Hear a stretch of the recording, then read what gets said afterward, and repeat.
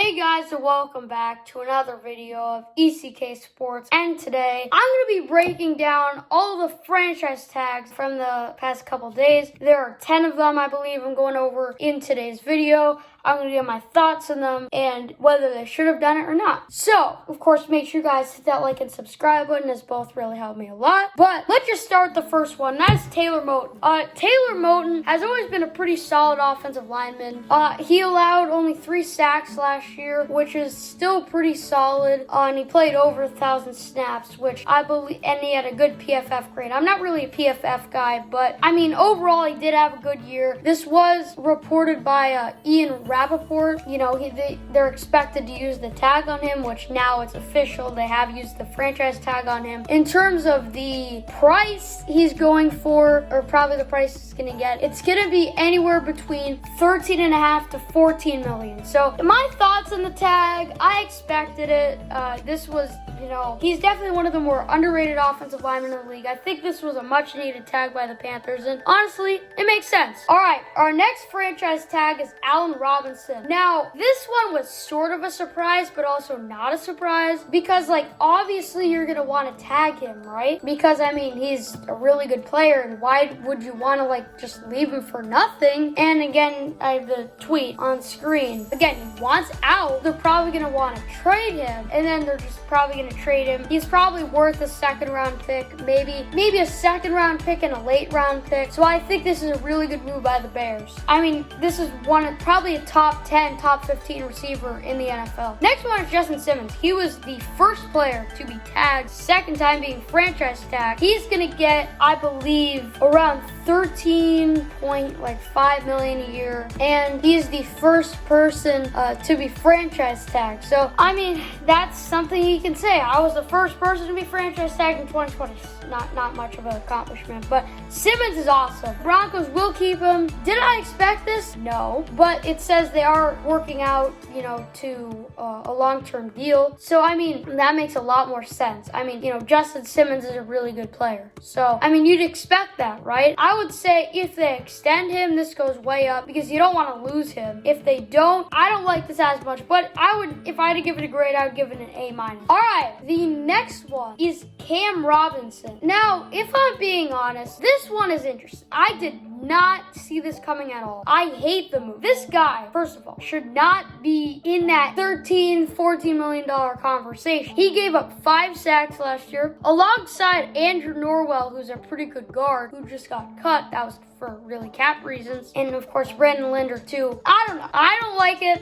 If I'd have to give it anything, I'd give it a D-. I just don't see it working out. I mean, he gave up 5 sacks last year. That's horrendous. So I think that's a bad move. Shouldn't have done it, but you know, they did it. Just a Jaguar move. The next one is Marcus Williams. Now, talk about surprise. This is a huge surprise. They are so far in the cap still, and they're looking to extend Lattimore, looking to extend Ryan Ramczyk, and now they just tagged Marcus Williams? What? Like, how's this cap gonna work out? They're gonna have to do something with Kwame Alexander, maybe try to, like, get rid of all the dead cap with Demario Davis and cut him. I don't know, but they're gonna have to do something big because, I mean, they're negative, what, 70 now in cap? I don't know. It's gonna be rough, but I mean, they'll find a way to do it. They'll probably backload a bunch of contracts and just further the problem. The next one we're gonna talk about is Marcus Maye. Marcus Maye has been very good. I'll say that. I predicted this. I think it makes a lot of sense. He'll be making, I believe, $10 million this year. So I definitely think this makes a lot of sense. I definitely saw this coming. It honestly, out of the ones we've seen so far, might even make the most sense, even more than Taylor Moton or Allen Robinson. It just, you know, the one thing that you could say why I guess doesn't make sense would be that safety is not the biggest need for the Jets because they have 2 solid, okay players. But Marcus Maye is their best player on defense, and I mean, it really just makes sense. So I would say this is a really good one. Another franchise tag is Chris Godwin. Now, Chris Godwin had his ups and downs last year with injury, and of course in the Super Bowl had a bunch of drops. Or no, it was the conference championship. He had a bunch of drops, but he is going to receive the franchise tag. I mean, he's young, he's got a bunch of talent, if he didn't get injured, he was on track for 1,000 yards. He still played like 11, 12 games. If you look at his yards per game and multiply that by 16, that goes over 1,000. So he's very good.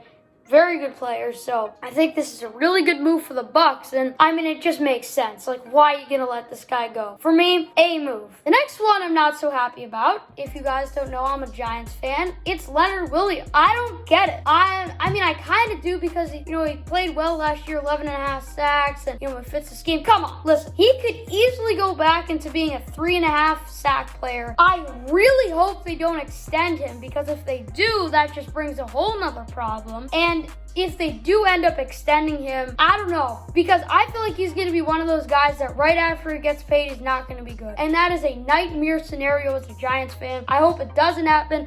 I hope he plays great next year, or I hope we trade. I think we could get a second-round pick out of him, but this is the worst. Yeah, right next to Marcus Williams, I think this is probably actually the worst franchise tag.